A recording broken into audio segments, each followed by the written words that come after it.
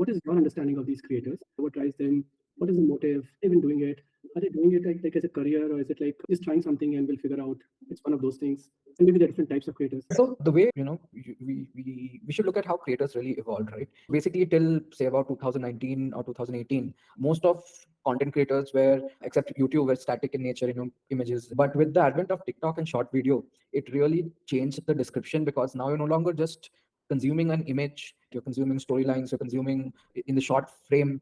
And from a platform perspective, it needs to give you that dopamine release. So creators kind of became a very, very critical element, I feel, in the last 3 years. And with time, started figuring out that content is something that is as personalized to me as it gets. The more I enjoy that spending time on it, which means I can go into much more niche. And this is the kind of behavior we started seeing from end users. So what that led to is a very, very different kind of environment, where creators, specifically short video creators, started realizing their niche in very small segments, started getting appreciated, and kind of for their creativity in the forms of likes, shares, etc. So content creation has become a serious enough for people to consider. So it's the best way for me to reach out to a potential audience.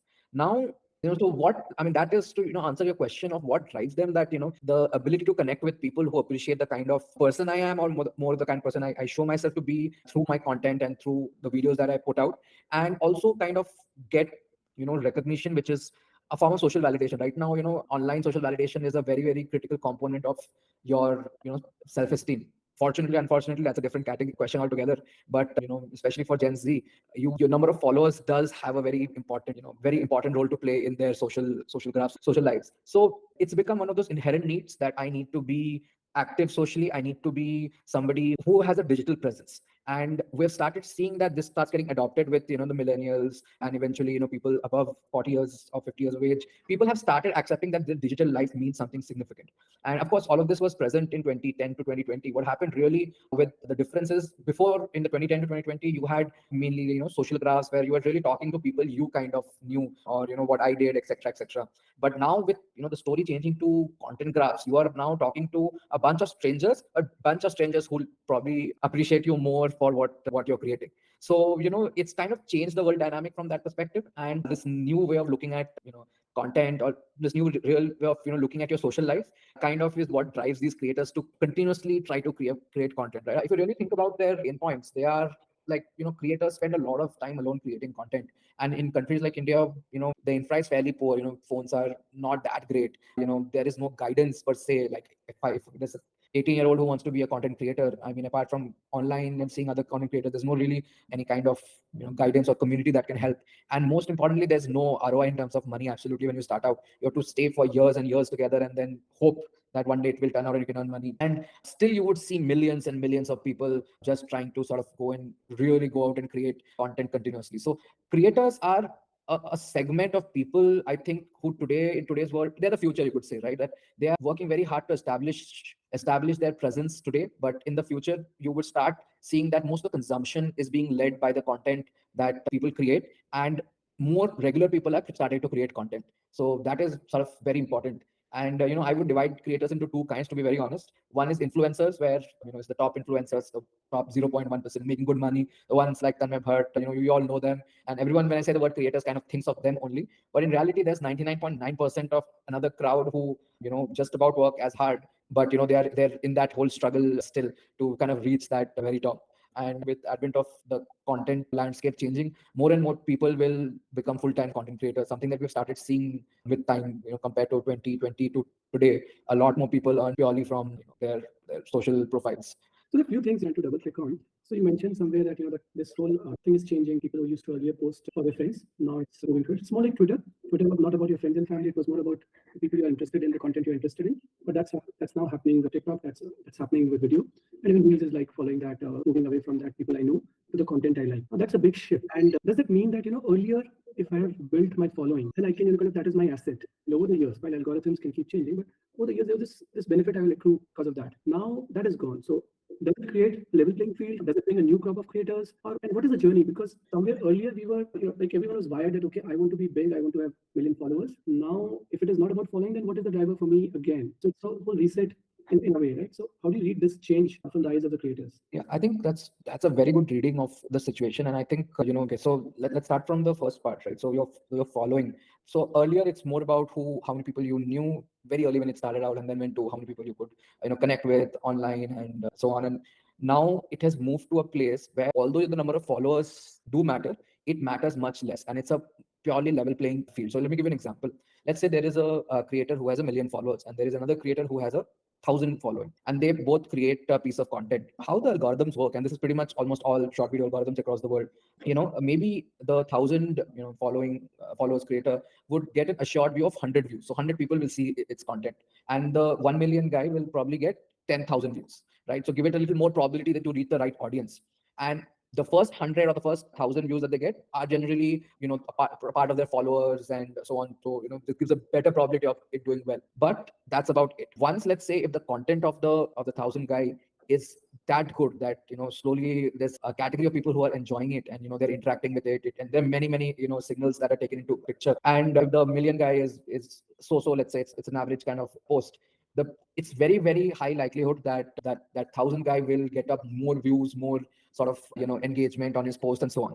And this happens again and again and again, right? So it purely means that in today's short video kind of creator ecosystem, each and every time that you start creating content, it is purely around the content, and it is no longer purely around your followers. That is kind of sad for some people who might have built a massive following, but it also gives chance to a bunch of newer guys for whom the most important factor is creativity, correct? So now you started getting a bunch of guys who were probably creative, who could create a good piece of content but would have never received million views or so on. Suddenly out of nowhere get million views on 3 or 4, get that boost and start creating content and showing that skill. So that is where it really helps in. But also this kind of means that you're never assured of success, right? I mean, if you are 5 million, it's not like you can retire and say, "Ha, ho gaya, her content I can go well and brands will keep paying me." You need to work, need to continuously work. So you have And to, you have to like, you have to fight every day. every day, that's absolutely Is right. it not like, putting yourself in front of camera is hard enough, trying to come up with something creative, and then, to be able to win. So does it like a short video leading to short lives of these creators, in the sense their glory days are shorter now, or there are a lot of one short video wonders that you see around, or people are able to kind of get a pattern out of it and keep replicating it? Yeah, so that's really where the cream gets separated, I would say, where if it's a one-off kind of thing, the probably earlier what would happen is you would get a lot of followers from that one-off content if, let's say, it got viral. So today's ecosystem, it's much less likely. I mean, I would encourage whoever's listening to this to kind of go to your Instagram reels and see how many of those reels are actually from profiles you follow. I did this exercise yesterday, and I found out that the first 20 reels, none of them were people I follow. And I follow a lot of creators. So it's only if you are continuously very good and ready to put in a lot of effort are you in this race. But there is another part to it, right? Which I was mentioning earlier, which is you may not get 1 million, 10 million views, but there is a high chance that you are creating content for a niche audience, and your niche audience is really loyal to you. So earlier that was hard to get to because of the social graph, but now that, let's say, you create content around investments or you create content around startups, and there are people in that community who are much easier to get connected to because they consume that kind of content, and then you kind of build up. I mean, of course, following in numbers, which is very different, but also real life kind of following, because then that term influencer comes into picture, that someone's kind of seeing your content on a daily basis. So he kind of starts trusting you a lot more of your, whatever you say. So you earn the trust of your followers, which is, again, for creators very important to ensure that they don't waste that trust. But that is where the monetization lever usually kicks in. And so, creators either are general, very good creators, they will reach the top, but also creators who are extremely good in their niche will end up reaching. But what we see happening is, this for us was very obvious, because when I say us, I mean me and the Grow team, because we worked in ShareChat, so we were at the other side of this whole social media. So I have worked on myself on the algorithm behind the feed, how it would be for different kind of audiences, run various A/B tests. So for me, this was obvious what was happening. But a lot of brands out there, a lot of companies out there who are genuinely struggling to utilize social media as a true channel for growth, we'll start to realize that following is a very small number. I mean, that might be indicative medium, but that is not the true the true place where you are assured of getting a reach. There are only two possible ways: either you create great content, and you'll see some brands that come to mind, one being like Cred or Zomato, right? You great content, you automatically get that organic, or you kind of maybe get great content created by creators if you yourself are not creating these two, or you do paid marketing, right? And these are the only two ways. Influencer marketing, unfortunately, is, and this was assumption we started out with, which was completely wrong. We thought there would be huge demand in influencer marketing, which will start to go down because now brands are asking what is their ROI. I mean, yes, I got 100,000 impressions, but then what? And what we started noticing is brands want that their content game goes up one more level, and suddenly they're organically being talked about, and that same trust they're able to build with their customers. Cracking social media for brand is going to be one major problem statement that we see specifically in this new era of content. And that is where the smaller creators who create good content but may not have that and the niche content, they'll come into play. And this is the kind of the insight we realize that everybody can't get Tanmay Bhatt, like Cred gets Tanmay Bhatt to create their ads probably, right? But not every brand will have access to that or the budget for that. But brands need to have an access to play that game of organic content. And even if they're doing performance marketing, it has to be delivered in a way where the audience kind of, okay, wow, this was a really good content. Even though it was an ad, it was very good content. So probably I'll check this product out. Because regular ads are also starting to show very bad conversions, and the entire ecosystem of advertisement is starting to change drastically. In India, definitely started to change, but you can even check US as an option. A lot of companies have started going down the UGC route, going connecting more people on their social media and so on. So this, unfortunately for people or brands, has now become a key element their social media strategies. And yeah, I mean, that's where I see creators coming to a better play, because now they know the game, they know what works, what doesn't work. So if I'm a even a nano or micro creator with a few thousand followings, but I am niche enough that I know what works, brands will be able to use my content, if not my following. So it's much better that I can use that content that I create, which is very good for, let's say, investors. Let's say, financial investing is what a brand is going after. A creator who creates a decent amount of content, but the content is very good, you can promote that content always to reach your end users. But the content needs to be very good. Earlier, you could just promote any content and you would get a good conversion, but that is now unfortunately stopping. And we've seen, short video fasten the pace where people can just skip ads like that, right? And how brands leverage this entire new ecosystem is where we see a massive shift happen. And that's why we see a lot of creators get employed and build careers as well. So trying to kind of relate it with the livelihood of the creators, like in mobility, if Uber Auto would try to imagine, okay, on a daily basis, my auto driver should be able to earn 400, 500, 600 to net of fuel and other things. Or like from Urban Company talks about that livable earnings, which is something like 2x of minimum wages. That's what Urban Company aspires to kind of get their partners to earn. But that's a very kind of predictable line of work, wherein if you do 5 haircuts, you'll earn that much. It is not about how many likes or how quality of your content or quality of your hair. So how does that translate to? Because at the end of the day, if you're trying to create it as a career for a large chunk of people, then there has to be some model wherein they're able to earn with certain degree of certainty. And if they break out, then obviously then they are the members of future. So how does that play out? Is it possible, or how is it possible? In fact, that's what we are trying to do at Grow, to be very honest, give that level of predictability. But as I mentioned, that we expect content needs to grow. And when we go into how the algorithms work, right? So while there is a element of computer vision that comes into play, weightage is given to each action that you do. For example, even whether you saw the content for 3 seconds or 5 seconds or 8 seconds makes a difference in whether the content got a positive score or negative score, right? Likes and even up to so much that maybe I am someone who likes all content very regularly. So my like weightage is much lesser than if I share a piece of content. So, monetization is the core element for any social media brand. So what ends up happening is, because you're using so many human elements to figure out whether this is good content or not, it's very difficult to trick the system with, hacky content. You genuinely have to create good content, which means as a content creator, if you really want a job, you will need to have that at least minimum level of creativity that I know, okay, if I'm a comedy creator and I create comedy around, let's say milk, I don't know why I'm giving that, with different videos of drinking milk. I need to be able to say that, on a regular basis, I'm able to churn out that content, which anyway starts giving me that followership with time. It will not give you with one video out of thousands, but with constant effort, you'll start seeing the algorithm realize that, okay, you are maybe a guy with higher probability of success for this category of people who are enjoying your specific niche. And then what would happen is you would start creating that content. I mean, you become an expert in that content creation, right? So this now goes into that same SEO experts wala route, where once I figured out that, all right, these are the things that are very important to my consumers really care about this, and I know how to create that content, then at that time, currently, that is where you get stuck. Now, hard for you as a creator to find a brand to constantly come and help you out, hard for brands to come and find a creator who is doing this, right, the specific thing. So, but at Grow, or in general, if you have to solve this, You have to get these guys together and allow a brand which is looking for, let's say, Milky Mist or so, who is around dairy products, wants to entertain its customers who are following it. So, instead of just putting out content at a promotional nature, they're putting out comedic content around dairy, which now more people start following, which is very useful for the brand because customers are seeing it daily, exactly what Zomato is doing, right? And then the creator is also helping. So you're kind of crowdsourcing that. So there are such creators they can, or 100 such creators, let's say, who are experts in this one category. They can now start becoming a content engine kind of manner for the brand. And the brand can now really use that organic reach to, change its perception. So we expect this change to start coming in. Today, where it is stuck is the content is getting created, and maybe at the end user is following both of them, but they are not coming together. But in the future, what would happen is the content matters, so that comedy element reminds them of Milky Mist reminds them of the comedic creator, and that becomes really a good win-win for the creator, for the end user, for the brand, and even for the platform, right? So that is where we expect it to start growing into. And so you, of course, have to spend some time in expertise into your audience, whatever you feel as a content creator. But once you are there, you will be able to kind of make expected money. Now you're making a few thousands per video, depends on a lot of factors.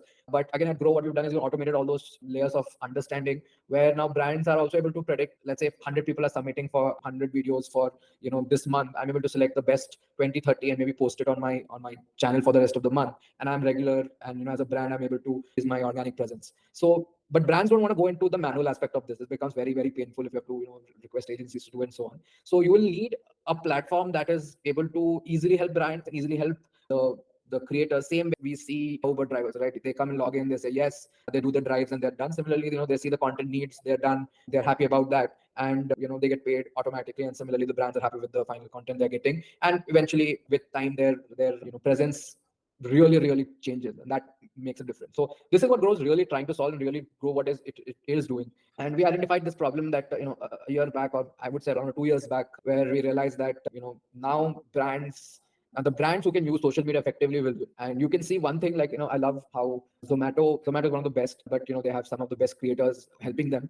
But Zomato and Swiggy, right? Swiggy also has to play as good as Zomato to be able to win the race, right? So otherwise, Zomato will have more market share. So are you saying that Zomato is like and that is the archetype brand that every other brand, or at least other brands, want to be, and in a way you are institutionalizing that for these creators? Yes. In this, coming back to my question about, see, any platform which has people who are there to make money will scale when they're able to kind of get to that basic number, whatever that number is. Now, in other sectors, what we see is there are two kinds of participants in this gig economy. Some people who are doing it as a career, full day I'm driving cabs or whatever, that's my job. And some, not so much in India, but it's like part time. I'm doing something. Here, there is another element. So I'm doing it. I'm creating content full time. I'm creating content, part time, but I still want to earn out of it. And then there's those hobby folks, like we talked about Gen Z and all. Like they just like it. That's their way of life. It's so easy for them. So I believe this Gen Z and just for the hobby, they may not have dollar expectation there. They would more want to earn likes and kind of social validation. But for the other two, what is the number where it starts playing out? If I'm doing a decent job, how can I earn 30,000 rupees? I'm not specifically talking about Grow, but if I have to earn 30,000, where shall I be?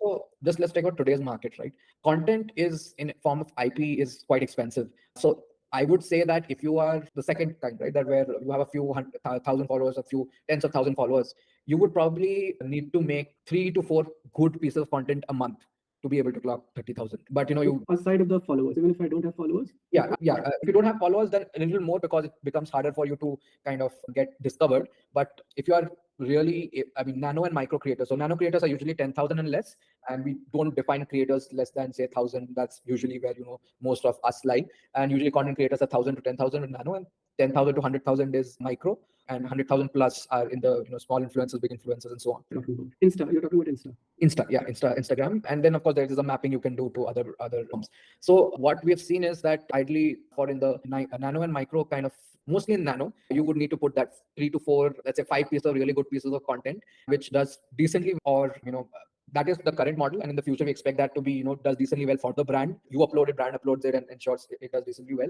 to earn that 20, 30,000. So it's more of it's less about the number of hours you're putting in, more about the quality that you come up with. That is one way. When you're looking at micro creators, or somewhere around 100,000 or 50 to say 500,000 kind of range, you can earn anywhere from 50,000 plus to about 1.5 lakh from 2-3 posts a month. So on average 50,000, that's what you charge. The thing is, you pay a lot of money to agencies. The commission charge is not average 20% commission. It sometimes I've seen 60% commission or more, and you do end up losing a lot of money because of that.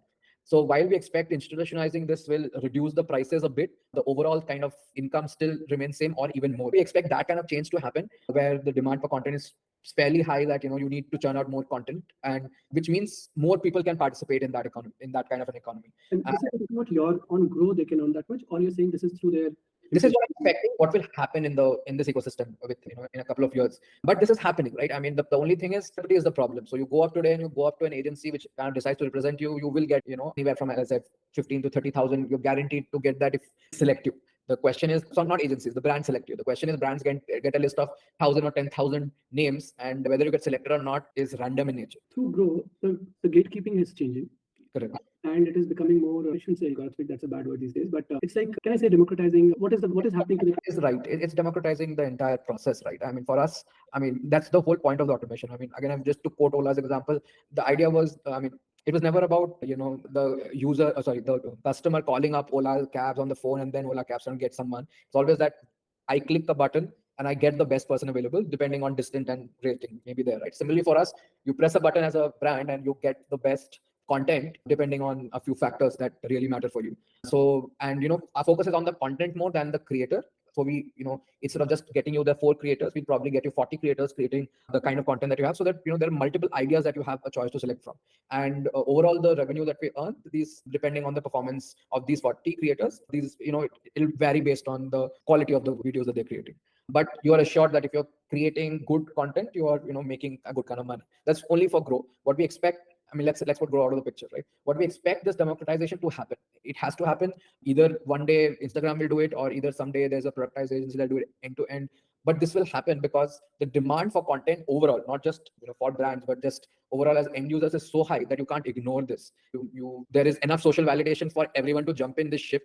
Because if I tell you that you need to make you can make 10,000 from 30 seconds of video, and you have this one great idea, I mean, it looks very lucrative, right? It looks much lucrative than earning 10,000 from Ola Cabs, where you have to really do maybe 20, 30 rides. So that is where the interest is. And for us, it's about ensuring that anyone who has that idea in their head and is able to execute gets access to that 10,000 bucks. So the way I understand this is, correct me if I'm wrong, that people who are creating content for free, for fun, still do. Now, I can get paid for it. So obviously, rather than cutting hairs, someone's hairs, or driving a car, I mean, at least certain segment of people will prefer this. Now, that means that a lot more, and we're seeing that content creation is becoming easier by the day, while the quality content or creativity is still, in short supply, but creation, the production, all those things are becoming easier. So let's say content will become more and more available, and there are platforms like yours and other tools which make it possible. People are also excited about it. But how does that all tie in with the revenue that you're able to generate? It's the same pool. So is it a zero-sum game that an agency is losing and someone else is winning?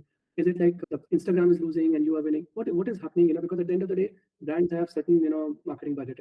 That is not going to change significantly, right? The marketing budget will not change, but the utilization will probably change. So let me give you an understanding, right? So as you said, content creators are creating content. Let's say I've been doing that for a year and a half right now, and I've been entertaining my audience, and now I'm not able to monetize myself, and I put in a lot of effort. I'm just going to get a job probably, or find out alternative careers to make a living. What happens then? What if all the good creators end up making good content creators? I'm just talking about video, who are really driving Instagram or any short video platforms business, end up leaving the platform. You can't have that. Right now it's very new, so everyone's there, but eventually you'll find a point where if you're not making enough money, people will leave.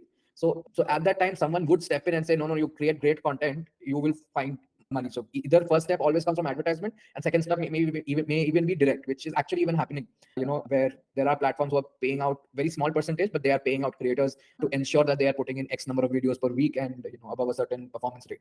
So eventually the money is coming in from either platforms or from brands wanting to have a better social influence than they currently have. We've seen this happen with small businesses, extremely small businesses, where, like, especially I take example of a couple of kurta shop owners who always put a new kurta's picture in a nice way, and they get most of the business from either WhatsApp or Instagram DMs, much more than what they're getting in their stores. And all they have to do is continuously make this content. The problem is the amount of time it takes to make the content is high, because they're not content creators in themselves. But the idea being that, social influence from this platform is so high, and so many people are spending so much time. I'm talking about end users on short video. It's so addictive that there is quite a lot of money that will So the way I understood it is that because there's a lot more consumption of short videos, it has that power to drive more sales also for brands. So the brands are also going there. But earlier brands were like using these creators, rather influencers, to get that content, but also to get their distribution. Now with this content led versus social, they're not getting the distribution. Then they have to top it up with marketing dollars. Yes. So then like your money is going there also. So is there enough money to be paid to the creators? Where's the money coming from eventually if you are spending on ads? You're still driving I think this is where I come to performance marketing is now what is okay. So now consumption has increased in short videos. So, but that has also brought in another problem that as a consumer, I can skip ads, right? And when I'm skipping ads because they're not engaging enough, my conversions to sales is falling. And that means my CAC is higher, right? So let's say I'm spending $100 to get a CAC for a average or average kind of content. Specifically, if it is video content, then it's harder because video content you need to have. If you're producing in-house, then you need to spend lakhs of rupees. You're giving it to an agency, it's still the lowest that you can get it for 30,000, 50,000, and a good video that meets all your requirements will still go in lakhs, right? So it's very hard for a brand. I mean, they anyways have to spend in comparison to earlier when they were static ads and they could just click and it would work very well. Now static ads don't work that well because no one's really consuming the feed. So there's a drastic change in that part, right? So what you need is really good content, and the ones that you start working on, because you really don't know which one will work if you genuinely keep creating good content as any creator. Some of them start working out well. When you realize that this starts working out well and potentially is driving sales, that is where you take advantage and you reach out to you put marketing dollars behind it. So it's efficiency that will come into play. That I am not putting blind marketing dollars and expecting ki yaar mera $100. That generation probably has stopped. Now you need to ensure that you're putting the right money, and you probably will be able to, for a very short period of time, get the CAC down to $10 or $20. But when you're getting that, you need to make that amount of sales as well. And that is where using good content creators plus putting the marketing dollar comes really, makes a big difference. So you have your organic following, which is the kind of customers you have. You try around the customers, it starts taking off. You kind of put that out, put a CTC and run it, and you kind of get your costs down. And we've done this with brands, seen this extremely effective. And this is the strategy that will start working. In the beginning, it will be some consultants helping out, but eventually this is a strategy that brands have to do. You just can't blindly put money and hope Facebook is going to make sales for you. Okay. So is it fair to say that the agency is losing? Earlier they were good, if they are still selecting creators from followerships, that game will stop soon. And we also had to pivot from that aspect. We also assumed influencer would be, if I can give enough reach, it will work. But I think brands, you talk to brands today, as soon as 22 started, everyone's about ROI. What is the ROI of my marketing spend, right? So you need to be able to find that ROI very easily. And usually ROI is related to the sales. So that process helps brands identify, okay, this is the best way to go. And even if I'm getting my content from agency, I'm also still going to, expect a specific ROI and not just, spend money and hope it works. So that has become a massive change in the industry. So if I have to, like early on in US in 50s and 60s and 70s, a lot of brands got big because of TV.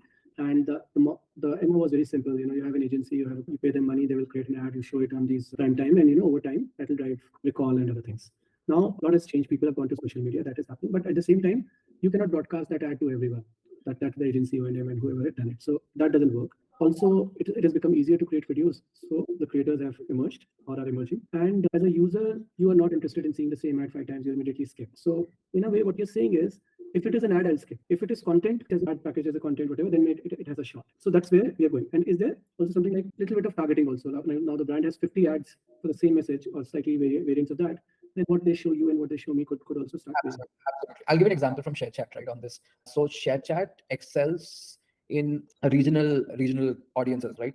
And if you go to ShareChat advertisements and put out one Hindi or one English ad, it will perform very poorly. But if you go there and you kind of select a language and you go with local language ads, even if it is the just the audio that is different, it performs very, very differently, much better, right? And this is very important for advertisers to understand that now it's not just the language, but it could be the kind of content also I am selling, right? Everyone. So the more hyper local you go, the more personalized you can make it. And Facebook does that personalization automatically. But the more options you give Facebook, the better it becomes. Got it. Yeah, makes sense. So essentially people want, even the content is going niche, creators are going niche, so the ads have to go niche. Correct. Convergence. And we all want that context of here. I mean, as a user also, if you think about it, right, it's where the next step has to be. Now brands have to work one step harder to make that video also customized, and then give Facebook that opportunity to let reach out to the right audience. Yeah. It makes me think that it's happening all everywhere, but AI is coming, and there are models which are not models. There's an agency which has just created AI models, and they are out there to take the jobs of real models. Is there anything you see AI can come to your help also? You're helping, in automation and everything, but Yes, creators also, if you want hyper targeting, nothing better than an AI to have the hyper niche content created for you. absolutely. I think AI and both generative AI specifically is game changing, to be very honest. I mean, when we started out, we knew GPT and we saw the mid journeys and all, but they were still early stage, did not expect them to evolve so fast. If there are real companies working in generative AIs, they're not talking about it because at this time it's about building. So we're not going to talk much about how we are going to incorporate that. But the amount of change to mindset or the processes that's going to come in advertisement per se that we are working in is massive, and it's going to be a game changer. So our product evolution is definitely going in that direction. And to be honest, I was a skeptic earlier and saying, yeah, I don't want to go into the hype of generative AI, but it's just that good that it changes the way. I mean, it gives you the same outcome with or better outcomes with much more efficient assistance. So AI will change. So definitely, AI is your friend in many ways, but is AI also possibly your enemy in some way? I mean, So like creators, it becomes super easy to create. Then do you need a platform, or now agency can also open a product which is helping it create variants of content, or you still need that diversity? no, you see, you need that diversity. It's going to change the game and make it much harder, right? It's not just now getting one thing done by them. It's not that simple anymore. The difference, I mean, for us, we see AI as you have to adapt. It's like internet. You will have to adapt to it because that's game changer at this moment. I mean, you can't not use it. And yes, an agency. I mean, think about this in the same context as internet, right? You had contacts and you're trying to build something. This can use internet at that time also, and an entrepreneur can also use an internet. But it's about how you use the internet that will really matter. I mean, So the early pattern that is emerging is people who have access to more data, companies which have access to more data and more creators, more like one example is Copilot. So they were sitting on code, they were, so they are able to kind of empower their creators, if I may call them, much more. So yeah, but it's hard to imagine. At least I struggle to imagine what it can, yeah, I mean, the empowerment is insane. Like I mean, in a real world use case, I mean, okay, I can say from that developer's perspective, right? I am getting work done from 2 devs that probably I needed 15 if this was not there, maybe 30. I mean, my pace of code shipping is like 5x 10x faster, which makes a huge difference. And again, this is not where I'm using it, but like just to show an impact.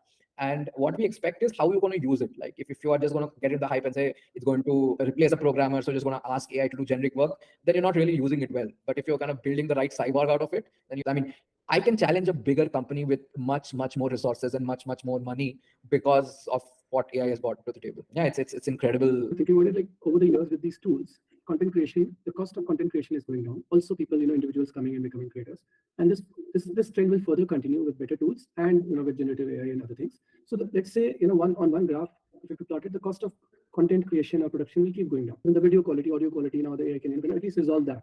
Even if the idea has to be mine, but at least some bit of help I'm getting. My camera quality need not be that Yes, good, and the things get solved. Now that's one trend. The other is hyper localization, hyper targeting, and those kinds of. The other is people are spending more and more time on these platforms. That's also happening, and brands don't have a choice but to go there. Now within that, do you see this creates a certain kind of a world? Like TV's created certain kind of world, and certain kind of brands benefited from it. Now if you are let's say very local, hyper local real estate player, even if you're that big, you're not on TV. But even if you're a small soap brand, because the audience is like almost everyone, you can be on TV. So this world that we're talking about, does it favor certain categories of brands, certain kind of companies, certain kind of industries, or like financial? You took that example many times. So financial influencers we have all seen around us. So are there certain categories which perform better with short video ads, which are user generated, and certain categories don't? Here I would like to say that if you did not involve AI to the picture, then yes, certain categories, certain brands would become better. I mean, again, just going back to the Zomato example, who had access to the right kind, like I was the main manager behind Zomato social media. So having access to such talent made a huge difference. They were able to do it, right? But now what happens is, let's take the hyperlocal retailer you talked about. With TV, he could go maybe more generic, one persona across the world, and maybe he was only very good in hyperlocal, so he couldn't take off. But another brand which was more generic kind of could take off because they could put their ads out there.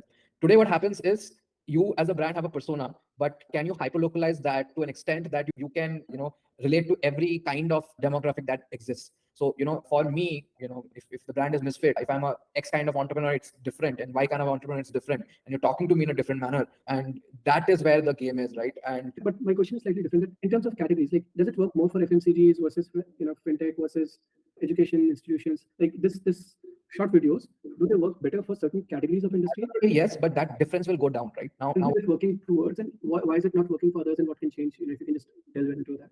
Right. So, okay. So if I have to be very honest about this, and this is just the first initial thought, Yeah. it's not about categories, it's about how they're using it. For example, large FMCG brands are not utilizing short videos or ads that much. They have huge budgets, so they're doing branding, and that's how they get. And that's how D2C brands really were able to personalize their ads to the right audience and spend less and get more out of it. It's not that FMCG brands couldn't do it, it's just they didn't do it. Similarly, what we are expecting here is that short videos as a source now will become more easily, like everyone can compete. It is now even a small D/D2C, I mean, not the funded ones, can now start competing significantly with a well-funded D2C brand, right?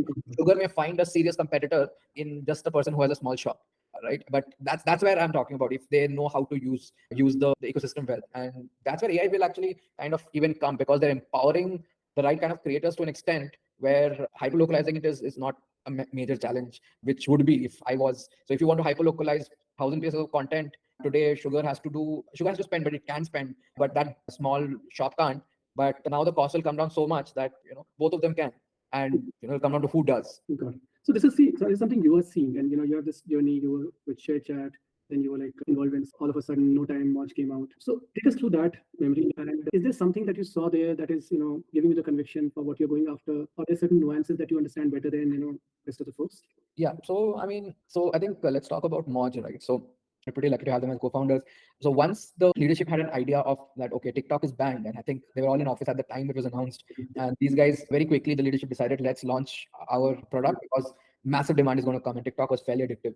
So Arijit was, he led the backend development, or he's managing the entire backend architecture for the share chat application, and same with Abhijit for the front end part of it. And then these guys got into action, and I think, and their team coded 30 hours straight, no sleep, nothing, like over the night. I remember stories, there's multiple war rooms that it got split into, trying to really figure out. And suddenly the explosion in installs post the launch was insane, right? I mean, you could not achieve that kind of growth even with as much money that you throw behind it. So now it was all about, from a engineering perspective, it was all about ensuring the platform, I mean, is big enough. There are millions of users. I think, if I'm not wrong, they reached 10 million users very fast. 10 million DAO, sorry, not users, 10 million daily active users very, very fast after their launch. And, it was about engineering being able to handle that much load, because people are not just coming for like 2 minutes and going. People were coming and staying for long because the TikTok behavior had stayed, and you had to switch your engines, change the entire way the algorithm worked. So it was one of those experiences. I mean, I only had a partial experience in the second half of that stage because I joined a little later. But I mean, that kind of experience showed us like two, three things. One, that is the demand for such consumption. It is, I mean, if you don't see it, it's hard to believe, right? That, I mean, it reached like 100 million installs, and I think 2-3 days after launch we're trending number one across all app stores. And most importantly, people were giving us a lot of chance. So the retention, I can't quote the retention, but it was fairly high. I mean, we were not TikTok, so it was not like our algorithm was amazing in day one. But just that fact that people wanted to stay and check and give that hope, okay, let's try to get some access to some good videos. People had their entire behavior had changed, right? And this is in India, and you can see it. I mean, I don't know how many other places it was banned, but that experience told us that this was the future where people will stay and people want to consume in this way. Second, and very importantly, was the second half when we were thinking of monetizing it, because so many users, let's monetize it. And when he initially started investing, sorry, we started showing ads, the worst thing happened is when people started skipping ads. They skipped ads as if, I mean, if I was making $1 in static ads earlier, I would make $0.1 maybe in short video ads, which made it extremely hard to monetize the platform. And then there were some acquisitions, I think, which ended up us acquiring a couple of agencies and video creation platforms where they created ads for the brands they work with. And it was like proper, production houses creating ads, and they did well. And it's relatively multiple X improvement. That is when we realized that advertisements will change forever. At that time, this was in 2021. So, I mean, no one was really monetizing it, but eventually we'll have to monetize such a big platform, right? And that is where we realized that the advertising behavior, the user behavior will change, and people just consume content. Like they are, I mean, spoiled for choice. And, a company like ShareChat, and think about Facebook and TikTok, are spending millions to billions of dollars to ensure that a user watches one more video before he leaves the app, right? I mean, if I was able to increase time spent by 30 seconds, I would get, I mean, like promotion that year. So on all the brains together working of how can I get a user to watch 30 seconds more than this, right? So when you see that kind of effort, you realize that user wanted, that demand is there. Pumps are working crazy to ensure that user demands are met and they are personalized very well. then you start realizing that this is a very fundamental change in consumption pattern. And that is where we realize that, okay, money is in ads have to change. So then we had this idea pretty early. We didn't realize how we would do it till we realized that how easy, so there was this very big war, you could almost say, between all the short video platforms after TikTok got banned to acquire TikTok creators, like literal war. Like, the operations team went all out to get them on our platform, and we had to do homegrown creators. So there was this another effort going down, and our operations team grew fairly large to ensure that we could do the same. So we started noticing what we did not expect, or at least I did not expect, was the fact that people will be so interested in creating content just like that, right? Like for free, for nothing. I'm creating 5-6 content pieces per day. It was very, it's like a culture shock to me when, coming from outside world to the social media world, where I'm like people just trying and uploading constantly. If this did not work, they will try again. They're reaching out to the ops team or whatever, slightly bigger creators. Why did this not work? Give me feedback, etc. So we realized that creators are super passionate as well. And at some point, during this entire thought process, became very clear, it was not a demand supply problem. Creators are there, they are wanting to create content, people will consume it. Platforms want to put in ads, so it's a very easy setup. Brands want to utilize this platform, so all of this is a very easy setup. The only thing missing is the ads itself. Quality was so poor that the static ads and also it dropped. So we were like, if that is changed, then the entire game changes so drastically. And that conviction is what we started out with. We did think influencer marketing and organic reach kind of would be something that will keep growing. That is an assumption that completely sort of failed drastically. So we decided to focus on ads, and we decided to focus that, hey, what, once the content is created, because I know that is going to get traction, you should be, as a brand, be able to utilize it as soon as you realize the content is working out extremely well. And that's where we are kind of in now with the whole generative AI. It's become so much easier, as you said, for creating content, empowering creators, empowering brands themselves, that now it feels like, it's just there for the taking. Our advantage is the fact that not many people know this space, so it's difficult to convince. But for us, it's so easy. Like, we have many investors from ShareChat colleagues who are like friends and family around. And you know what the funniest part is? That I never pitched a single one of them. I just told them in one line. They're like, oh, obviously, so good to take money. There are directors and upwards. These are just SD1, SD2 people who work very closely with us. Who just, they're not investors. Not at all like who evaluate companies. They just like, so obvious, this is take the money, right? And I was lucky that I was able to convince Abhijit to get on board and leave their super high paying jobs, jump on the board with me.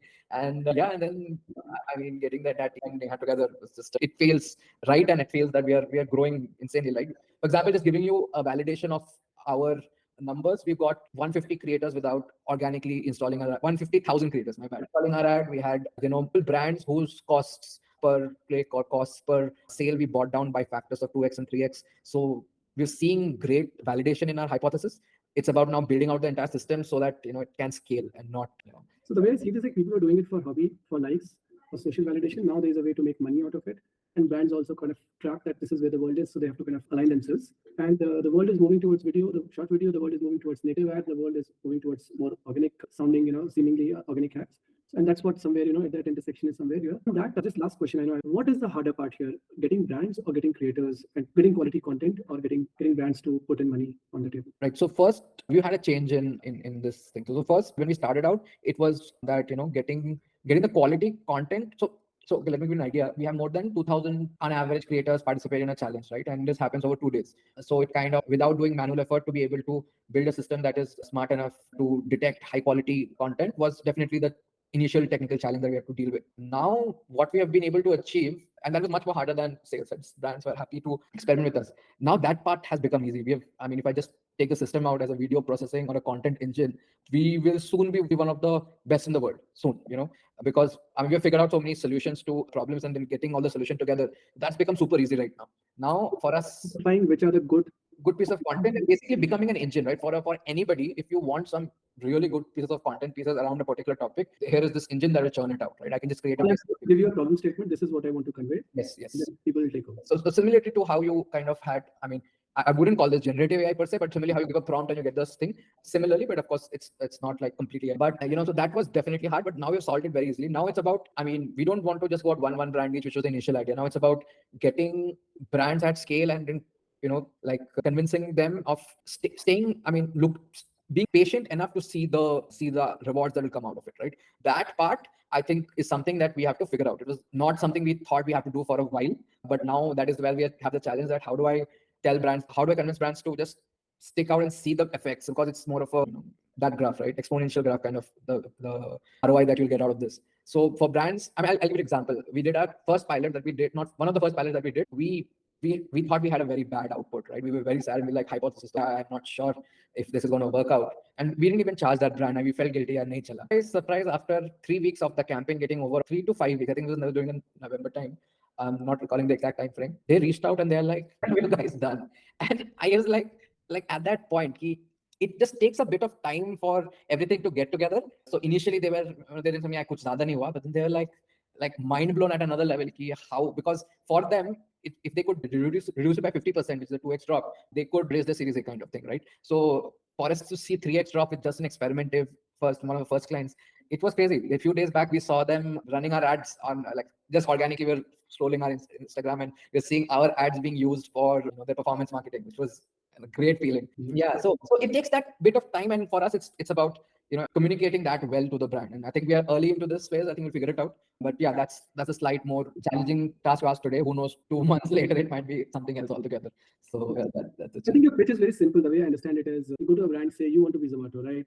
They'll say yes, but you don't have Akshay Pathak, but I have 150,000 Akshay Pathaks and more coming along the way. So, I mean, that's what is happening at some level, right? Yes. I mean, yeah, that's the hope. That's the hope that it gets like to that level. So yeah, let's see. I mean, it's an interesting challenge for us.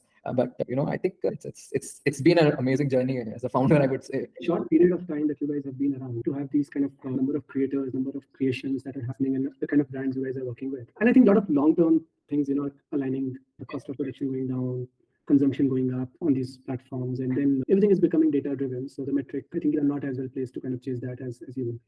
This is very, very interesting, kind of trying to understand. I have no clue about how this space works, but really thank you for taking us through this. Again, a huge fan, and it's great to talk to you. My pleasure. Great. Thank you. Good day.